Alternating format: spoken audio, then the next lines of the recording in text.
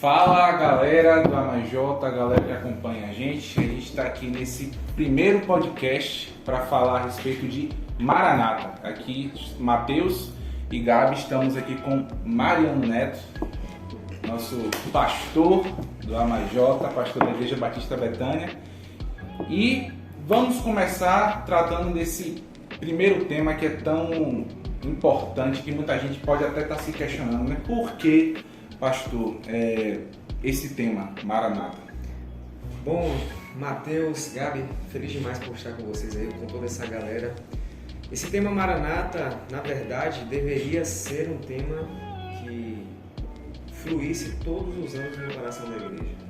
Quando a gente vai ler biblicamente, a gente vai perceber que esse precisa ser um anseio, um desejo maior do coração da noiva. É porque Maranata tem um significado muito forte. A gente tem aprendido durante esse período, durante essa série, que não é apenas um clamor, é um sentimento. Então, quando a gente vai para a Palavra de Deus, principalmente no Antigo Testamento, a galera já estava clamando por Maranata, mas não diretamente usando esse termo Maranata, né? Porque a palavra Maranata ela é de origem aramaica, né? E a galera usava muito na antiguidade no sentido assim, Maran, que significava o Senhor virá. Eles acreditavam literalmente na vida do Messias, então eles saudavam uns aos outros dizendo assim, Maran, Maran. Mas a partir do momento que Cristo veio e Cristo foi identificado como o Messias, como o Senhor, foi feita a junção, o Atá, que é o Senhor está entre nós. Então, nós devemos desejar novamente a presença física de Jesus. Então, a igreja de Jesus, a noiva do Senhor, precisa clamar por Maranata, não somente em um período, mas deve ser um clamor diário. Por isso é um sentimento e isso deve ser alimentado todos os dias da nossa vida. E é incrível, né? Porque nesse tempo da igreja primitiva eles tinham uma distância de tempo entre Jesus e a igreja primitiva muito curto, né? Então, assim, pela lógica, se a gente analisar assim, logicamente, dá até para entender por que eles clamavam, né? Porque se a gente parar para pensar, passaram-se 2000 anos, Jesus não voltou, a gente continua naquela expectativa. Então, aqui pensando bem logicamente mesmo, o ser humano ele tem essa tendência a desviar sua atenção para outras coisas, né? É uma pergunta muito interessante, porque é o seguinte, às vezes nos falta o foco pelo fato do nosso coração estar muito apegado nessa vida. Então, quando a gente parte para o entendimento de que Maranata é um clamor ou um sentimento, a gente deve voltar para a palavra e entender qual é a base e o princípio disso. Por exemplo, se eu amo Jesus, eu tenho que desejar de todo o meu coração tê-lo novamente presente no nosso meio. Não apenas espiritualmente hoje, no sentido de ter a presença do Espírito Santo, mas tê-lo fisicamente. Então a gente deve, como Paulo disse lá em Colossenses 3, pensar diariamente nas coisas do alto. E pensando nas coisas do alto diariamente, o nosso coração ele vai desejar diariamente a presença de Jesus. Então, quanto mais a gente se dedica, quanto mais a gente vai entendendo o que é esse sentimento, mais a gente anseia pela volta de Jesus. Então, eu gosto muito de fazer uma analogia do seguinte, tipo, a noiva, eu já sou casado, graças a Deus, né? Sou então, noivo. Se você que é noivo, Gabi namorando. Então, assim, Matheus, né? Gabi tem um pensamento hoje de noiva, que é o seguinte, meu Deus, eu não vejo o dia de chegar a hora do meu casamento. No meu caso, é apenas uma lembrança. Aquele dia foi bom, aquele dia foi um dos melhores dias da minha vida. Então vocês estão desejando algo. É por isso que nós somos chamados de noiva, porque a gente deve viver diariamente desejando esse grande dia, esse casamento, a concretização da promessa que ele deixou lá em Atos 1, no verso 11, né? É lindíssimo aquele texto que vai dizer assim, o mesmo Jesus que vocês viram, né, subir é o mesmo que voltará. Então, os apóstolos viviam diariamente nessa expectativa. Então, esse é o nosso desejo, é fazer com que a igreja possa ser contagiada novamente por esse sentimento e desejar que esse grande dia chegue logo. Legal. Isso que o Matheus falou é bem interessante, me trouxe aqui uma perspectiva. É interessante você ver, né, que a partir do momento que eles estavam ali há pouco tempo com Cristo, é muito fácil, né, que fique na lembrança que ele retorne. Mas hoje nós temos algumas evidências, né, que a vinda de Cristo está cada vez mais próxima. E por isso a gente precisa cada dia mais estar nutrindo o sentimento que é Maranata. Então, pastor, assim, quais evidências seriam essas atuais de que Cristo está vindo, que nosso coração ele tem que estar ardente mesmo por esse sentimento? Essa pergunta é maravilhosa porque eu tenho pensado assim, depois que a gente começou a entender realmente o que é Maranata, eu tenho percebido que cada dia é um dia a menos para a volta de Jesus. Ou seja, logo esse dia vai findar aqui, então a volta dele está mais próxima, a volta dele está mais perto. Paulo vai dizer isso muito bem lá em Romanos, no capítulo 13, né, verso 11, se eu não me engano, ele vai falar sobre isso muito bem. Então assim, a gente tem duas evidências assim, atuais, né, bem claras para a gente. Primeiro, que é a formação do Estado da nação, né, de Israel. Então isso é um fator extremamente importante, porque existem promessas específicas para isso. Então a gente tem um grande sinal. É por isso que a gente deve estar atento, né, aos sinais que acontecem. Você imagina uma nação desse tamanho aqui que incomoda, né, o mundo. E a gente, quando vai lendo o Apocalipse, a gente vai percebendo, né, o decorrer. Então a gente tem esse sinal claríssimo. Acredito eu também que a gente tem uma evidência hoje muito forte, porque assim, quando Jesus fala sobre, por exemplo, doenças, a gente sempre percebeu que as doenças que aconteciam eram locais, né, num continente. Hoje a gente tem uma pandemia que ela é mundial, é algo global. Então isso faz com que a gente possa perceber realmente, né, a volta clara do Senhor nesses detalhes. Então a gente vai vendo também em relação ao comportamento das pessoas cada dia que passa, né? Então essa pergunta é muito interessante porque assim, dentro desse ponto eu tenho certeza que alguém vai fazer a seguinte pergunta: será que a gente está na grande tribulação agora? Né? Será que a gente está nesse momento? Particularmente acredito que não, porque para mim, né, não é o meu achismo, é dentro daquilo que a gente compreende nas Escrituras, o sinal que vai trazer uma característica para isso é o aparecimento do homem da iniquidade.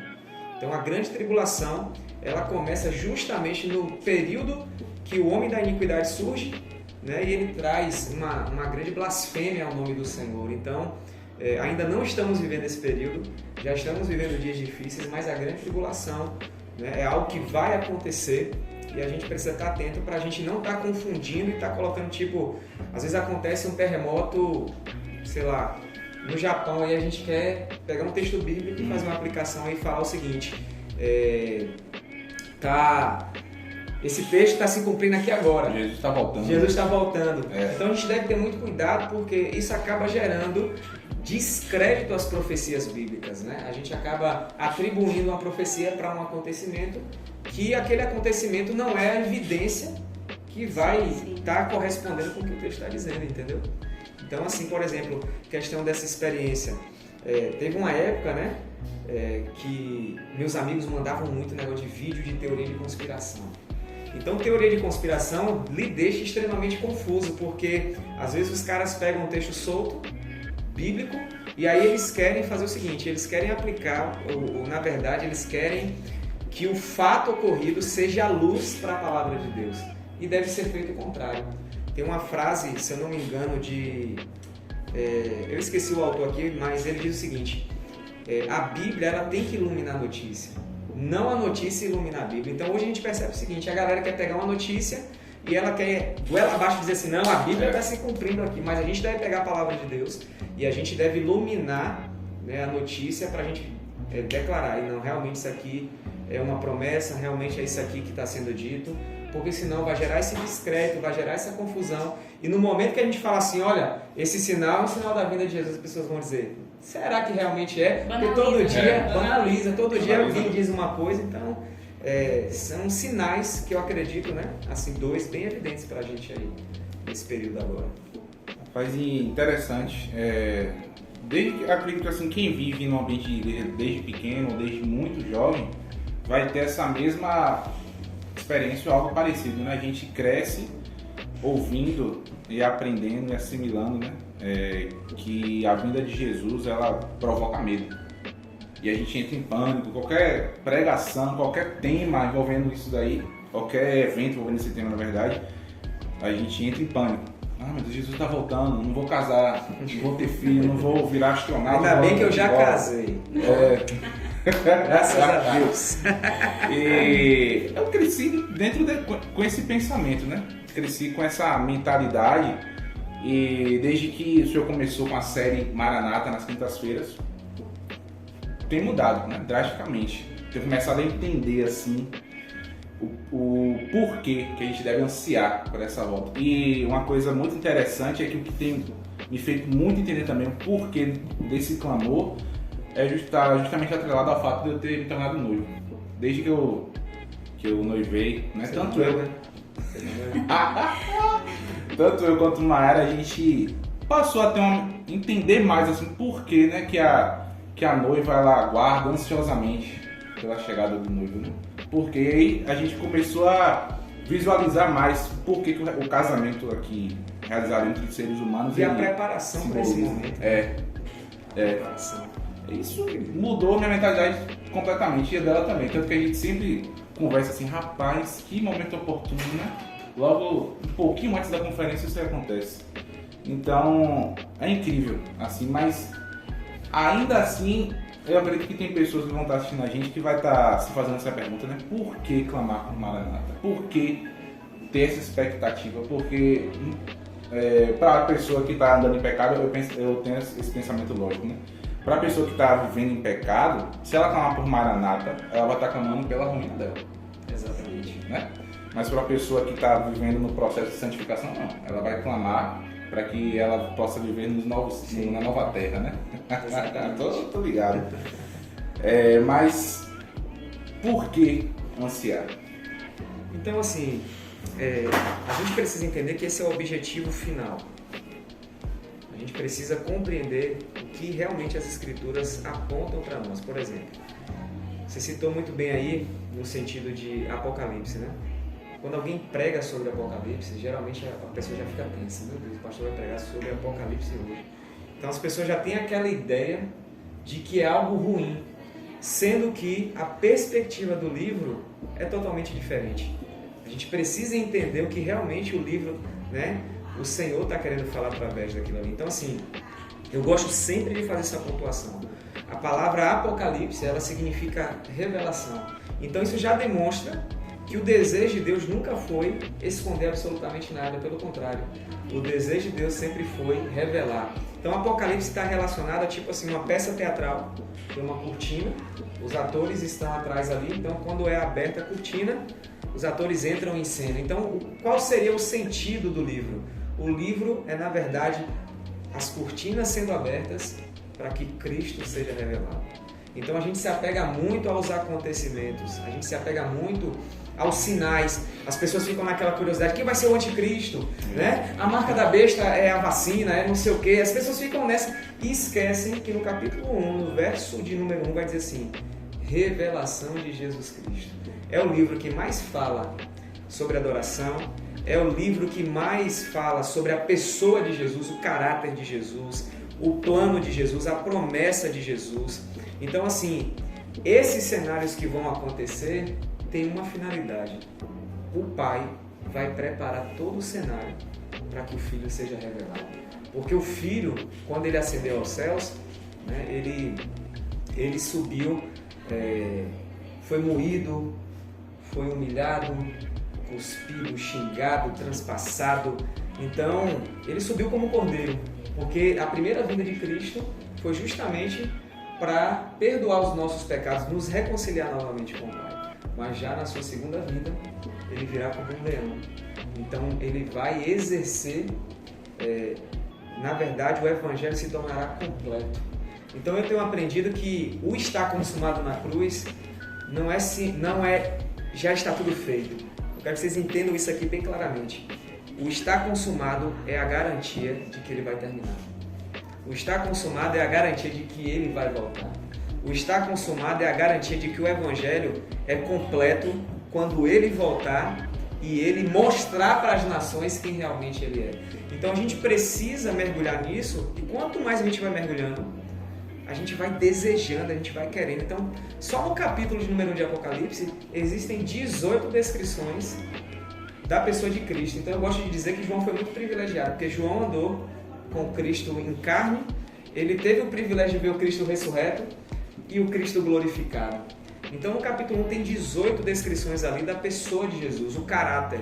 Né? Então, por exemplo, quando tem aquela expressão no capítulo 1, aquele que era, que é, que há de vir, não é simplesmente qualquer expressão. Os imperadores naquela época, eles, né, se sentiam deuses. Então os caras, eu sou, fora de mim não há ninguém. Então o Senhor, naquele momento que a revelação de Jesus aparece para João, ele faz a seguinte colocação, né? Vamos deixar mais abrangente. Se os imperadores estão dizendo que eles são, eu sou aquele que é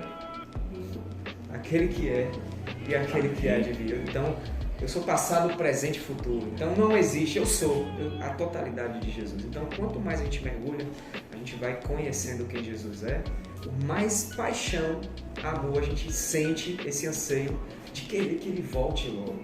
Porque você imagina Jesus presente fisicamente no nosso meio. Vai ser algo sensacional. Isso aí me faz lembrar até do que você falou mesmo, né?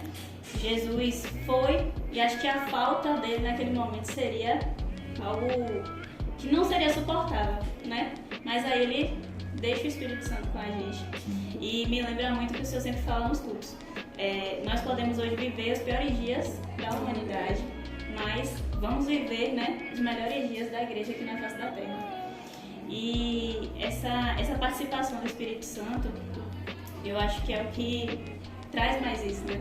Que muda todo o panorama da falta que houve quando ele foi, mas quando veio o Espírito, isso transforma a igreja. Isso é o que pode impactar tanto a gente aqui dentro quanto os que estão lá fora, que virão. Verdade, verdade. Isso é bom demais, essa pontuação sua, porque vai chegar o momento que a noiva madura, com o Espírito, vão clamar: Maranata, vem Senhor Jesus. Então, o Espírito que mora em mim, em cada um de vocês, a galera que está assistindo, é esse Espírito que vai alimentando essa saudade. Né? Vai alimentando essa saudade. Então, por exemplo, eu estou aqui agora com vocês, mas naturalmente eu estou com saudade da minha filha e primeiramente da minha esposa. Ela está acima, Esther vem em segundo. Esther não é primeiro, Esther é segundo, porque minha esposa está acima. Então, é um tema para um próximo podcast. A saudade, né, presencial, de estar junto fisicamente. Então imagina, né, esse privilégio que a gente vai ter, profecias de Isaías sendo cumpridas quando Jesus retornar, está sentado em Jerusalém e todas as nações indo para Jerusalém ouvir Jesus. É aquela canção que a gente cantou durante muitos anos, né? Que é uma canção que a gente deve voltar a cantar. Ouve-se o júbilo de todos os povos, os reis se prostraram ao Senhor, né? Ouve-se um brado de vitória, o dia do Senhor chegou. Ouve-se em todos os povos que um grande rei surgiu. Impérios reconhecem que a sua destra reinará. Então essa música é em Isaías. É a palavra sendo cantada, e essa palavra é justamente o momento que Cristo estiver governando nessa terra. Então, isso alimenta demais o nosso coração e põe a nossa esperança e perspectiva na pessoa correta. Porque a pessoa que vai trazer a justiça plena, o amor, a paz literal, é Cristo. É a pessoa de Jesus. Amém. Eu quero falar duas coisas aqui, só para eu não esquecer. Essa questão que o senhor falou de que está tudo consumado, não se completa no que aconteceu, né? Vai se completar onde vier. Eu quero conjecturar que o que eu entendi assim na prática é como se você assinasse aqui um serviço. Exatamente. Que automaticamente debita da sua conta. Exatamente. Ou seja, o serviço você tem certeza que ele vai debitar. Não vai debitar aqui hoje, mas daqui a 30 dias vai debitar. Né? Seria a garantia. É a garantia. Então, assim, isso é incrível demais, porque assim, a primeira vinda, se a gente for olhar o Antigo Testamento, desde Gênesis, né, há profecias, e essas profecias foram cumpridas na pessoa de Jesus. Então, o ato da cruz, que foi um ato para nos reconciliar com o Pai, porque nós estávamos afastados, né?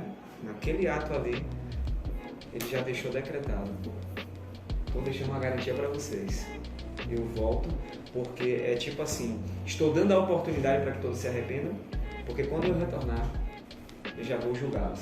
Sim. Então, já serão dois momentos extremamente distintos. Então, essa primeira é a reconciliação, e a segunda, julgamento, que passaremos, né, por isso. Então, assim, se nós estivermos inseridos em Cristo, o sangue do Cordeiro é suficiente para nos livrar da ira de Deus. Então, por isso que é importante vivermos o hoje com Ele e lá na frente iremos usufruir de algo glorioso e poderoso. Amém. Amém. Outra coisa que eu queria mencionar, pai, não sei se o senhor vai estar assistindo, mas eu lhe amo, viu? Não se ofenda não. Meu pai, o tempo todo, ele está assistindo vídeos a respeito da identidade do anticristo. Sim. Ou sobre os sinais, né? Sim. Da vinda de Jesus. Por que as pessoas se apegam tanto a isso, tanto a essa, como é que eu posso dizer, as catástrofes, né? Ao invés de se apegar à Bíblia, que o senhor falou, que o livro de Apocalipse é o livro da Bíblia que mais fala a respeito de adoração, não é isso? Por que existe esse desvio de atenção? Justamente eu percebo assim que é muito,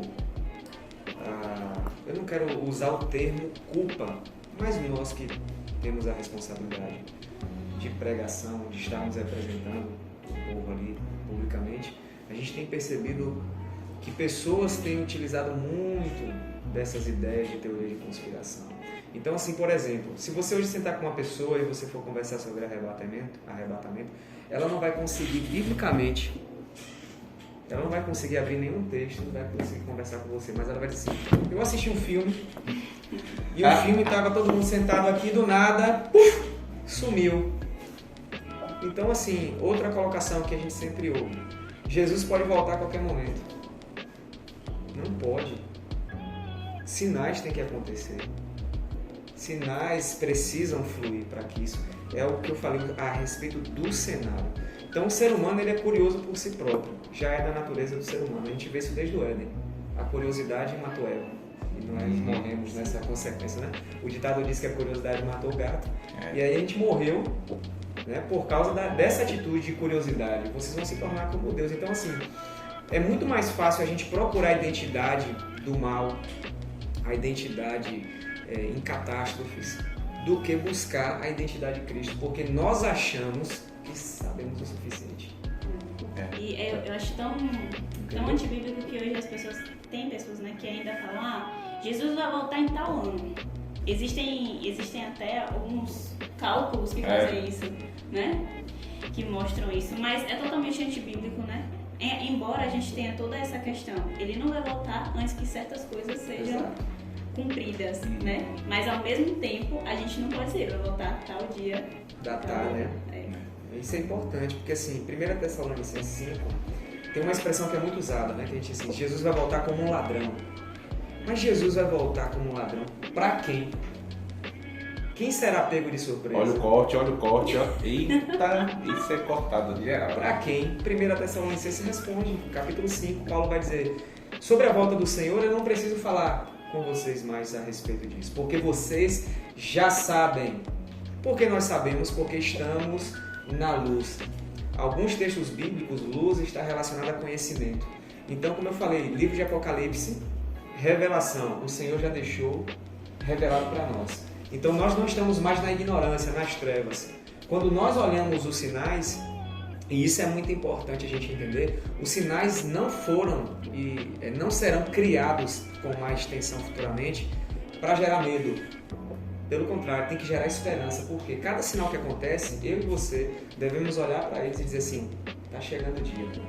Então, se a gente sabe que o dia está chegando, a gente não vai ser pego como ladrão. Então, aí no próprio capítulo 5 de 1 Tessalonicenses, Paulo vai dizer assim, quando disserem para vocês a paz e segurança, haverá repentina destruição. Porque vai chegar um momento de uma certa paz que o homem da iniquidade vai proporcionar, né? E isso a gente precisa entender também, que vai acontecer esses sinais muito mais locais no sentido de Jerusalém e seu arredor, né? Porque às vezes a gente pensa assim que é uma proporção global, sim, mas os acontecimentos com uma maior intensidade vai acontecer nessa região, porque tudo começou ali, e é ali que tudo vai finalizar. Então, assim, qual é a garantia de que tudo vai finalizar? Porque essa foi a pregação dos apóstolos desde o início. Primeiramente, arrependam-se porque o reino de Deus é chegado. Então, nós estamos clamando para que o rei chegue, porque não tem reino sem rei. Então as pessoas dizem assim, o reino já está acontecendo no nosso meio, então cadê o rei? O reino já veio. O reino já veio. Então, Atos 3:21 vai dizer o seguinte, e ele vai restaurar todas as coisas. Então, essa também era um fundamento da pregação dos apóstolos. Ele vai voltar, ele vai restaurar todas as coisas. Então, assim, os caras não estavam preocupados com quem era o anticristo, não estavam preocupados com quem, né? Eles estavam querendo Cristo. Então, quando a gente inverte os fatores, a gente vive tenso, porque a gente vive, tipo os Tessalonicenses, os caras estavam numa tensão absurda. Aí Paulo foi usado pelo Espírito do Senhor, porque os caras estavam sem querer trabalhar, sem querer viver suas vidas, porque, tipo assim, Jesus vai voltar, pra que eu vou ficar jogando Free Fire, não case, né? Cachorro quente todo dia, não. Ele vai voltar, não precisa se casar, não. Oxe, né? É a simbologia da volta dele, né? Eu vou fazer. Então, assim, os Tessalonicenses estão vivendo desse jeito, tipo, ele vai voltar, não tem necessidade da gente trabalhar. Por quê? Porque eles estavam apegados muito mais aos fatos, aos acontecimentos, do que a própria pessoa de Jesus. Então, quando a gente fica ligado aos fatos, a gente se desespera. Mas quando a gente volta os nossos olhos para Cristo, a gente já sabe o spoiler. No final, como o Billy Graham fala, eu li o último capítulo da Bíblia e no final já deu tudo certo. Então, eu vejo basicamente nisso, né? E também gera aquele negócio, tipo assim, é aquela questão da curiosidade mesmo. Rapaz, aquele cara tem um nome, né? Eu assisti um vídeo um dia que um suposto presidente, né? Não quero citar o nome para não ficar. O cara tem um nome, aí a galera, porque ele tem aquele nome e o nome dele tem esse significado, aí o cara começa a fazer umas teias de aranha, assim, umas conjecturas. Não, e a produção? Às vezes faz sentido, né? Parece coisa de Hollywood, o cara fica encantado. Eita, será? E eu sei que se essa galera que gosta disso estiver assistindo, eles vão dizer assim, eu avisei pra vocês estão errados. Eu prefiro ficar com isso aqui, meu filho. Amém. Eu prefiro ficar com isso aqui 1000 vezes, né? Então, os sinais estão aí. Os sinais estão aí, vão acontecer. Mas se a gente estiver firmado em Cristo, pode chover meteoro, filho. A gente sabe o que é que vai acontecer e ao lado de quem a gente vai ficar. Isso é o mais importante. Amém. Amém. Amém. Gente, antes da gente prosseguir, eu quero só dar uma lembrada a vocês. A conferência Maranata vai estar ocorrendo dos dias 21, 22, 23, que é numa quinta, na sexta e no sábado. Agora de outubro. De outubro. Agora. Já pensou? O pessoal vem em novembro pra cá, que a gente tem conferência. 21, 22 e 23 de outubro, certo? E na sexta, na quinta e no sábado vão ter cultos às 19 horas e no sábado vai ter culto às 14 horas, correto? 14 e 19, isso. Exatamente. Então, os horários. Venham, galera, vai ser fantástico. Isso daqui é só um teaser, só um trailer do que vai rolar aqui. Do que vai fluir. O senhor queria também falar que quem vai estar pregando nos dias? Então vai estar conosco aí o pastor Miller, que é da Lagoinha, né? Lagoinha, Salvador. O pastor Silvio Bonfim. Pastor Silvio, já é a terceira vez que ele está com a gente. Ele esteve com a gente terceira ou segunda. Ele veio numa conferência, eu acho que é a segunda. Não, é a terceira. É terceira? Então já é de casa, é um cara que a gente é apaixonado por ele. E no sábado vai estar com a gente o pastor Saulo Daniel, né, de Salvador também, ali da Igreja Lírio. E ele também faz parte do time do Dizascope. Então, no sábado de tarde vai ser maravilhoso também. E à noite vai ter um outro pastor aí chamado Mariano Neto aí. Eita! Não é Mariano Neto não. Como é o nome? Nairan. Eles gostam dessa brincadeira. Eu gosto, gente, de ler as coisas ao contrário. Eu tenho essa mania. Então, Ítalo tá ali com a camisa da Golden State. Então lá tá escrito o que, gente? É Taz Nedlog. Isso é coisa de gente doida, né, gente? Ele mandou. A idade proporciona isso ele também. mandou, Você pensa que todo tiozão. ele mandou esse nome no WhatsApp. Eu fiquei meia hora. Falei, quem é esse pastor? Aí o Jonas falou, rapaz, não sei não. Aí eu falei, rapaz, ele é o contrário. Rapaz, dei risada, viu? Dei risada demais. Mas vamos lá, vamos voltar ao papo, que tá muito bom. Eu acredito que todo mundo que vai estar assistindo, que faz parte também de igreja desde pequeno, muito provavelmente cresceu dentro de uma igreja com visão pré-tribulacionista. Sim. Por que na igreja prevaleceu por tanto tempo, essa visão? Que eu vejo que, pelo menos assim, os jovens pastores hoje, os jovens ministros hoje, todos, grande maioria, assim, eu posso dizer, acho que 90% são da linha teológica do pós-tribulacionismo. Sim. Por que o senhor acha que houve tanto tempo assim nessa linha? Eu acredito que o que fortaleceu muito essa ideia é a questão da ficção.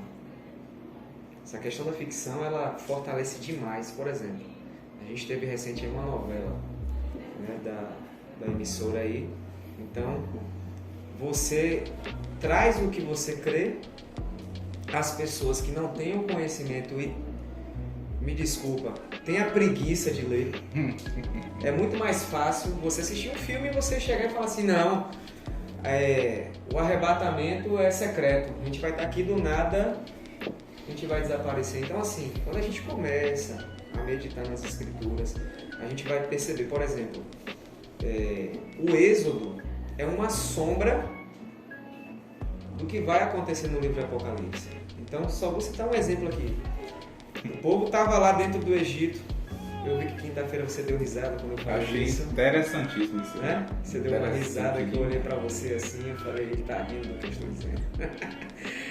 O povo estava dentro do Egito, Deus manifestou juízos e em nenhum momento Deus tirou o povo de lá de dentro. O povo foi o quê? Poupado. Então, nós acreditamos, né, na linha, se você quer saber, eu sou pré-milenista histórico, por exemplo. Acredito que a igreja vai passar pela grande tribulação com um papel extremamente fundamental, ser parceira de Deus nesse momento. Pode falar, que eu sei que você também ficou agora com um olhar curioso aí. É porque assim, eu me pergunto, né, se a gente tem essa tendência a pensar no pré-tribulacionismo por uma questão de ser muito mais confortável. Boa. Entendeu? Do que você Você não se prepara. Realmente viver ou morrer por isso. Exatamente, exatamente. Essa pontuação aí sua foi chave demais, porque assim, quando a gente vive de qualquer jeito, a gente não se preocupa.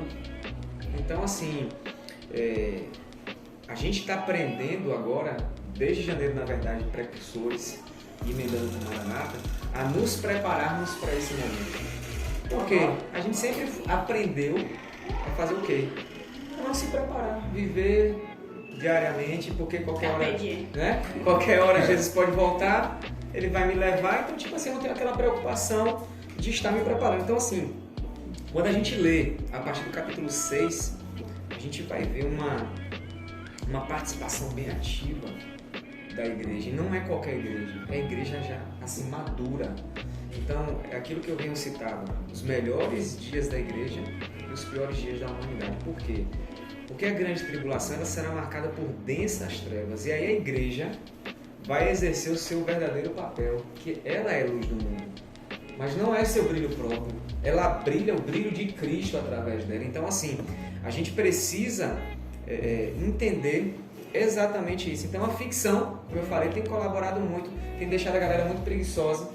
Tem um filme chamado Deixados para Trás, né? Eu acho que é até uma trilogia, mais ou menos. Qualquer criança, né? Qualquer pessoa que era criança nessa época e não tinha medo. Entendeu? Incrivelmente horrível. Então, assim, aí você conversa com alguém, não, mas pode perceber, vai ser muito mais fácil ela falar assim, eu assisti o filme, a novela, e dizia isso, do que ela falar assim, não, vamos sentar aqui, vamos abrir aqui, entendeu? Então, assim, como eu falei, o Êxodo é uma sombra. Então, ali a gente tem Moisés, que é uma tipologia de Cristo, e Hebreus vai mostrar que Cristo é superior a Moisés, né? Deus levantaria um libertador. Nós tínhamos ali um anticristo, que era Faraó, um povo, né? Um outro povo, que aqui agora eu já vou emendar aqui para deixar o juízo de vocês fritando, porque, por exemplo, tem um texto que a galera usa muito para o pré-tribulacionismo. 2 estarão numa cama, um será levado. A minha pergunta para você é a seguinte, quem é que vai ser levado? Quem é que vai ser levado? Eu vou fazer uma pergunta, porque esse texto aí me deixa Quem é que vai ser viajando. levado? Se Vamos lá. Vamos pela visão pré-milenista histórica, beleza? Se o ímpio que vai ser levado, ele vai ser levado para onde? Essa é a pergunta? É. A gente não deve desprezar os versículos anteriores. Sim. Senhor, quais características antecederão a tua vinda?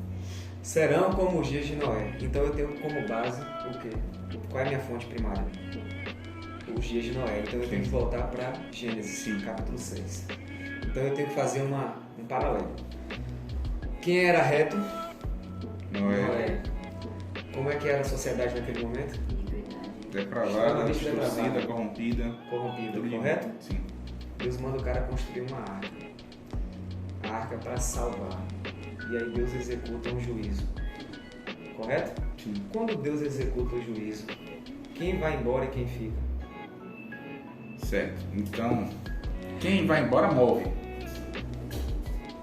Então, o destino dessas pessoas seria a morte? Aí a gente vai para Apocalipse novamente. Certo. Quando os juízos de Deus forem decretados, qual é a nossa visão muitas vezes? Minha cabeça tá assim.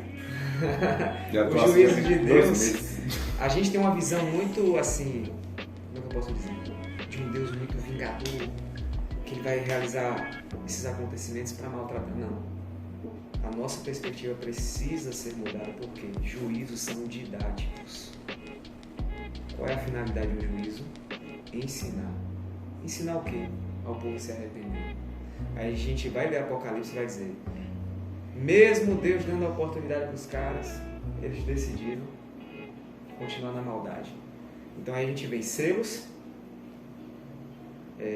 trombetas, e as taças só serão derramadas em quem tem a marca do anticristo.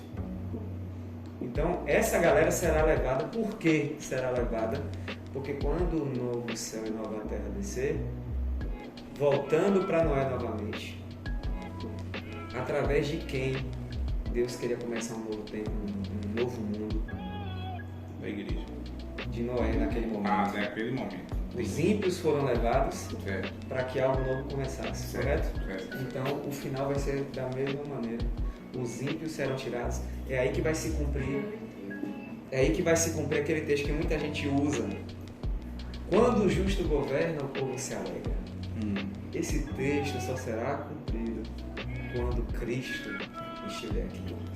Literalmente. Então o justo o ímpio é tirado, ele é levado, o justo permanece. Então eu gosto sempre de dizer o seguinte: as pessoas têm aquela ideia do arrebatamento, tipo, a gente vai para ficar lá. A gente deve ter muito cuidado, porque se a gente for, novos céus e nova terra estão descendo, então a gente pode passar direto. A gente pode parar em Marte, em Júpiter, em qualquer lugar, porque a gente vai ter um desencontro brutal. Por isso que a gente precisa entender o que é arrebatamento, qual momento o arrebatamento vai acontecer. Então, assim, as pessoas confundem muito, acham que é um evento só. Então, são eventos separados, são momentos separados. Então, nesse momento, quando dois estiverem, o próprio texto está respondendo os versículos anteriores. O ímpio é levado para que o justo permaneça, para que ele possa continuar, né? Agora já com o corpo glorificado, né? Com um novo corpo, um novo nome, a terra viver exatamente como era no início. Deu para entender ou ainda ficou parafusado? Se não te conta de novo. Rapaz, deu pra entender essa parte, entendeu? Eu não quero fugir muito do tema não, mas eu ainda tenho só mais uma perguntinha. Posso, produção? Só mais uma?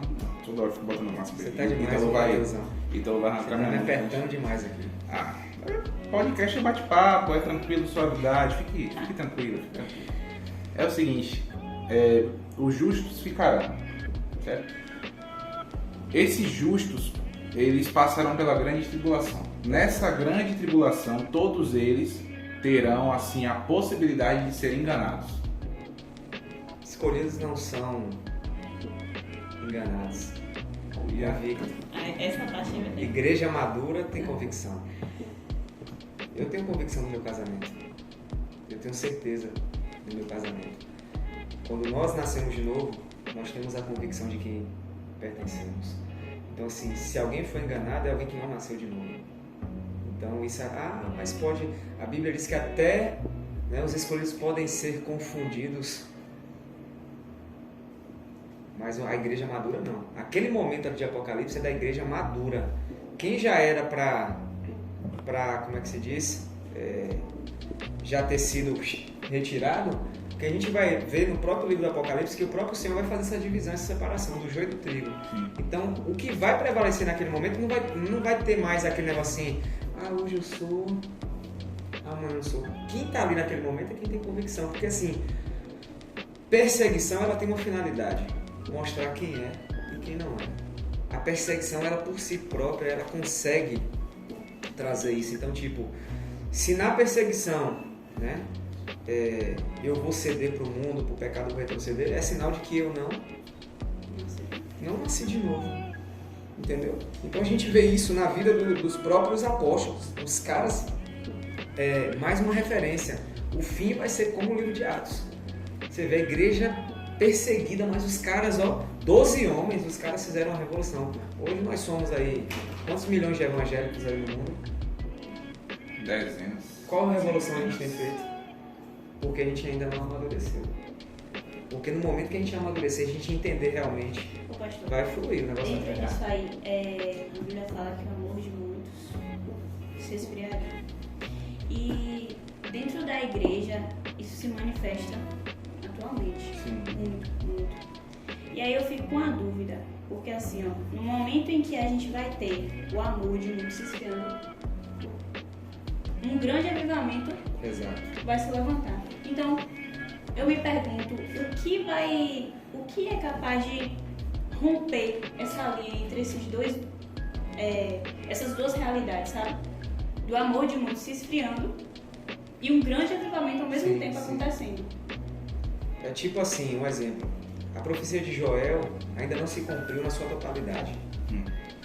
Foi um derramado do Espírito em Atos 2, mas a gente vai ter uma totalidade justamente no final, nesse último momento. Sim. Que é a igreja madura na plenitude do Espírito, né? Na plenitude do poder de Deus, para a pregação do Evangelho, para que as pessoas possam se arrepender e serem salvas, né? Acreditarem na evidência de Cristo. Então, assim, quanto mais apostasia, quanto mais as trevas vão se acentuando, mais a igreja ela vai manifestando que realmente ela foi chamada. Entendeu? A luz, ela vai ser mais assim, chamativa. Isso, Porque porque assim, acontecia na igreja primitiva, né? Exato, porque assim, o que é a treva é a ausência de luz.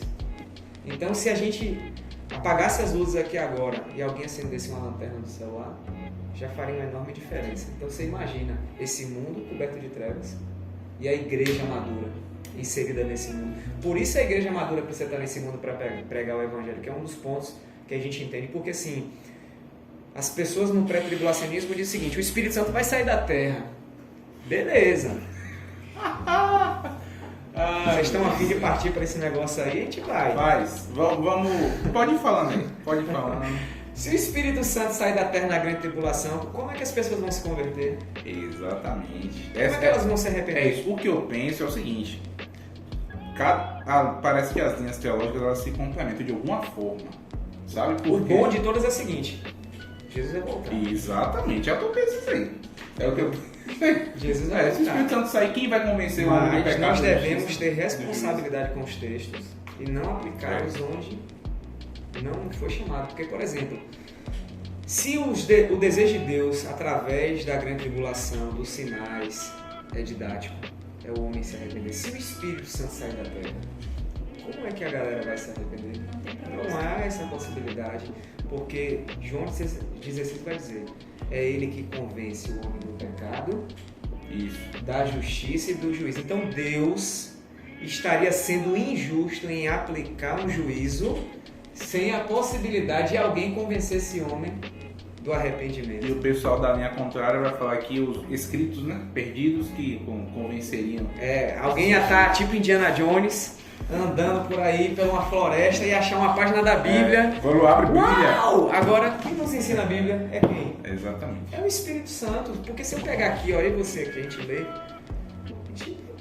vai ser um livro, mas se a gente pedir o auxílio, a ajuda, a revelação do Espírito, meu Deus do céu, ele que vai nos ensinar. Ele é o melhor e maior professor. Olha que corte, eu vou dar uma dica aqui pro corte. Ó. A Bíblia, sem o Espírito Santo, é um livro, ó. tem que ter a ajuda dele, tem que ter o auxílio dele, senão não vai. É isso aí. A gente, né, nós não temos assim o costume de ver nas outras igrejas as pessoas se saudando com Maranata, né? Sim.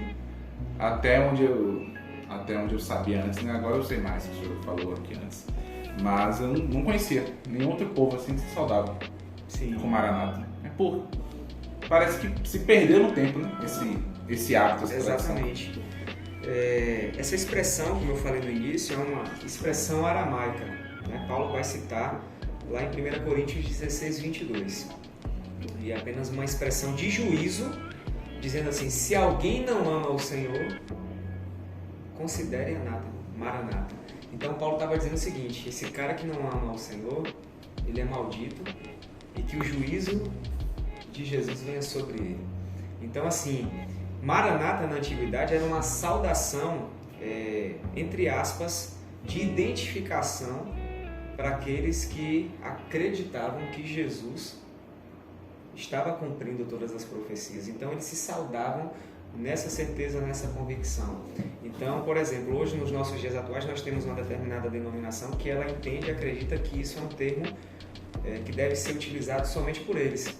Mas Maranata não é um termo de denominação. Maranata deve ser uma colocação e, como falamos anteriormente, um sentimento e uma expressão do corpo, da igreja. Então isso deve ser lembrado diariamente. Então, quando a gente declara para alguém, né, paz do Senhor, deixa eu ver outras expressões aqui. Shalom, Igreja Batista já é graça e paz, né? A gente deve acrescentar esse entendimento de graça e paz, Maranata, meu irmão, para gerar no nosso coração esse desejo pelo retorno de Jesus. Que a paz dele venha, que a graça venha, mas que isso seja personificado na pessoa de Cristo no nosso meio. Então a gente precisa resgatar, né, esse termo no nosso dia a dia, porque essa expressão, por exemplo, a gente na primeira série aí, para quem puder assistir no YouTube aí, a gente ampliou bastante o significado desse termo. Então, tipo assim, se eu tô hoje na bad, se eu tô mal, se eu tô triste, se eu tô na deprê, se eu tô na angústia, e sou servo de Deus, mas se eu entendo o que é Maranata, a gente vai lembrar das promessas que ele deixou em Apocalipse. Vai chegar o momento que não haverá dor, não haverá choro, não haverá morte, não haverá pandemia.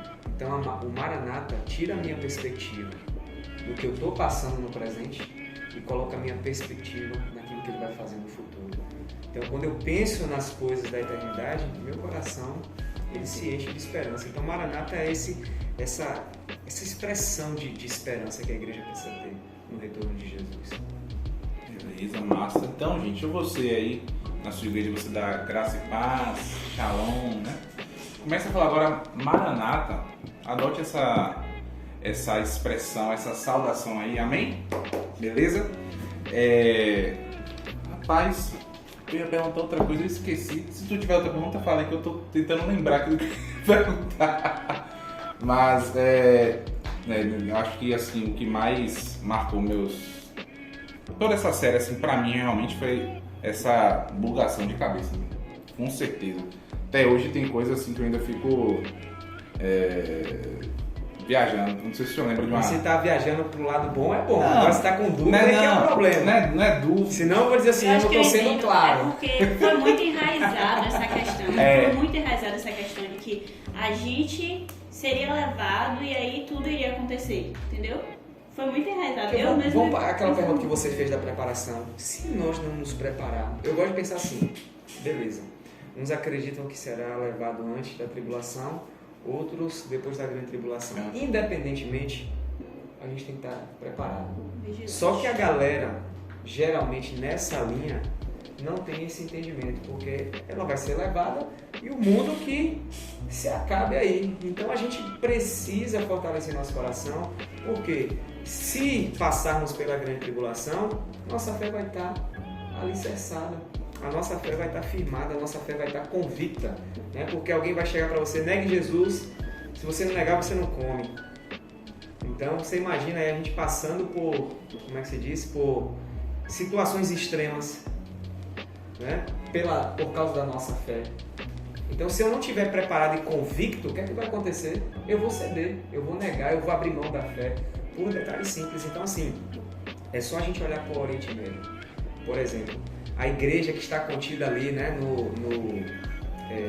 no Irã, Indonésia. né, essa galera, senta um pouco para conversar, porque assim, essa questão de grande tribulação, por exemplo, deu uma grande confusão na China. Porque os missionários chegaram lá e pregaram o seguinte: Jesus não vai permitir vocês passarem por tribulações. Os caras pregaram isso com força. Você pode buscar isso no Google aí. Aí o que aconteceu? O regime comunista chegou e começou a detonar com a galera. Então aquela galera começou a entrar numa confusão de fé. Cadê Jesus agora? Ele disse que ia tirar a gente aqui do sofrimento, da dor. Não tirou. Então eles não foram preparados para isso. Então hoje a igreja chinesa já tem uma outra visão. Então se a gente chegar hoje para eles e falar assim, a gente vai orar para acabar a perseguição, eles vão dizer assim, não ore, porque a perseguição ela produz perseverança no nosso coração. Já nós aqui no nosso contexto, que é tudo tranquilo, a gente, domingo eu estou bem na igreja, segunda eu me desvio, terça-feira, né, vou levando, aí domingo me arrependo de novo, né? É a geração que mais aceita e desaceita Jesus. Então no Oriente Médio você vai ver, ou o cara é, ou o cara não é, porque ele tem plena convicção, ele está lá passando o maior perrengue da vida dele, mas ele está lá firme. E os caras têm essa convicção de eternidade e de que o Messias vai voltar para ajustar tudo isso. E é isso que nos falta, entendeu? E isso é muito incrível, porque, como eu falei antes, né, a igreja primitiva sofria uma perseguição horrível, né? Terrível. Acho que foi a maior da história da igreja. Nero, né? Foi. Nero coloca a culpa na galera e toca fogo na cidade. E fazem as pessoas de tochas para iluminar a cidade toda de cristãos. Então você imagina aí. Foi uma das épocas assim, na história da igreja onde ela mais cresceu, onde ela mais se expandiu. E hoje a gente vê ali, porque eu não lembro o nome do filme, que o senhor até mandou pra gente assistir. Sheep Among Wolves. Ovelha entre lobos. A igreja no Irã. E o mesmo filme fala, né, que a igreja onde mais cresce é lá no Irã, que acho que é o maior país muçulmano do mundo. A Indonésia é o maior. A Indonésia, isso. Né? E aí, no caso, ali no Irã, eles ali naquela região estão tentando restaurar novamente a questão do califado. Que aí já é um outro assunto para a gente entrar, que seria interessante. Porque essa parada tem um braço aí do homem da iniquidade, pra galera que gosta de aqui dá pra fazer uns 3 podcasts. Mas é muito interessante isso, porque as pessoas, eu acho que pelo menos qualquer um já deve ter se feito essa pergunta, por que a gente não vê a igreja crescendo? Por que a gente não vê a igreja se expandindo? E nesse lugar de perseguição, né, de assim, pressão, a igreja cresce absurdamente. É incrível isso, dá um negócio assim. Eu penso que isso aí acontece muito porque no momento que você tá sob uma pressão, quem escolheu aquilo ali de verdade, sabe? Quem tá dentro daquela visão, daquela perspectiva é quem realmente acredita naquilo. A gente aqui é muito simples você tá dentro da igreja, legal, tchau, vou viver minha vida ali. Domingo eu visto minha roupa de crente novamente, né? E a gente vive tudo tranquilo aqui. Mas lá não. Hoje, aqui, por exemplo, no nosso contexto, é moda ser cristão. Worship é moda, entendeu? O amor de Cristo. A gente tem várias versões, e enquanto a galera lá só quer uma, e eles querem viver aqui literalmente. A gente são genuínos. E às vezes a gente fica protelando viver realmente o que fomos chamados. Então, eu acredito que eu posso afirmar assim que muito também se deve, né, assim, essa diferença entre a igreja perseguida localmente e aqui, por exemplo, no Brasil, porque dentro da igreja brasileira existem cristãos não genuínos, existem cristãos que não têm prática cristã, e isso não permite a vivência da igreja como um corpo. Exatamente.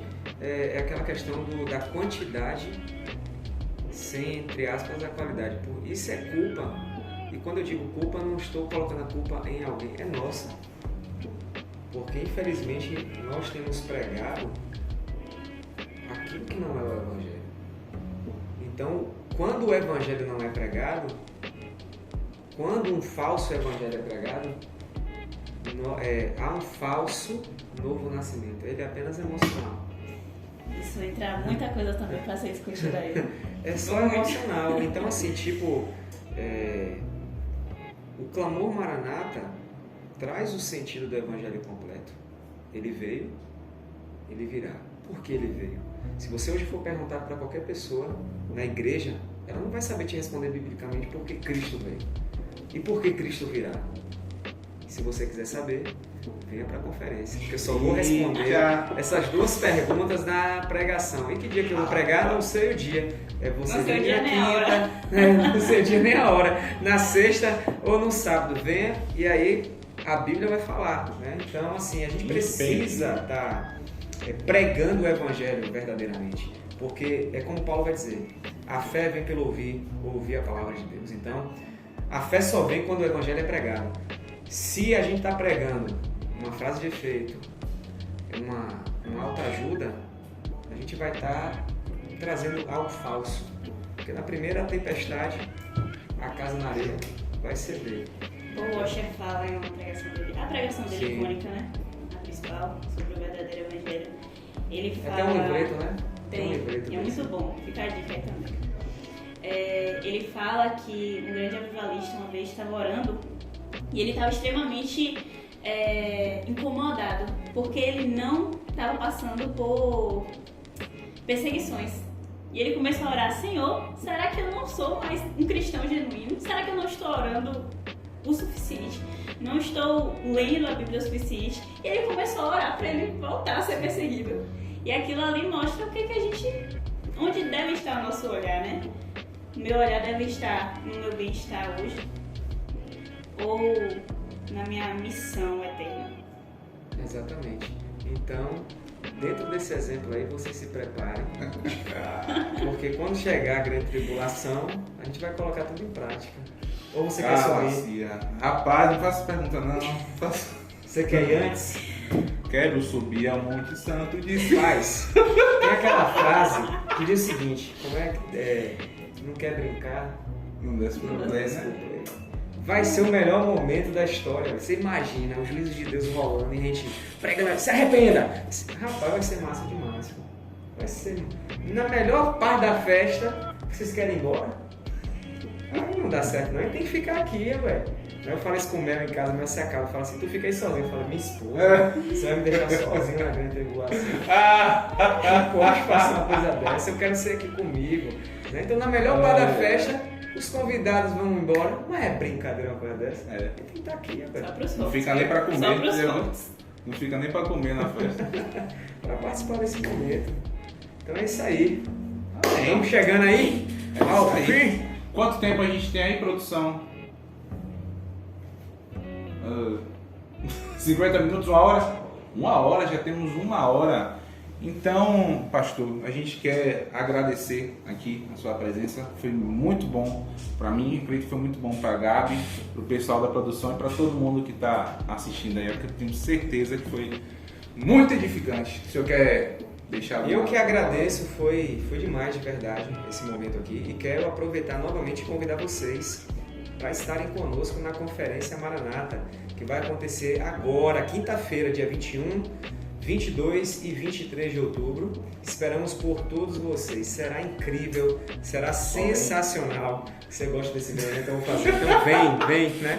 Então, não fique de fora, tá? Um ambiente está sendo preparado para te receber.